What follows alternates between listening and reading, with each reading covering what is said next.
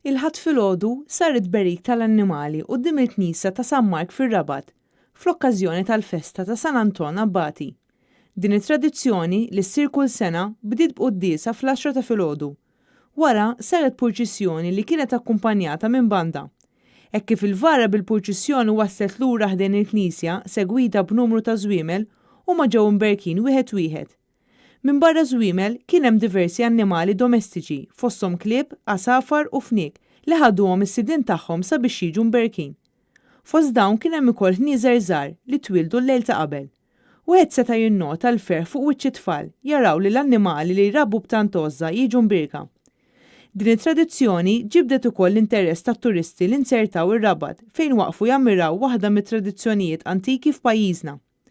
Din il-festa ta' fil-bidu tagħha f'Malta fi żmien il-Kavallieri, meta l-Gran Mastru stess kien jibgħat il-bejjem tiegħu sabiex jitbirku. Ir-rabta ta' San Anton Abbati mal-annimali minn dejjem kienet kbira u ħajtu għal Alla bħala remit fid-deżert fejn kien jiltaqa' mal-annimali li jingħad kien jieqa' fi berikhom.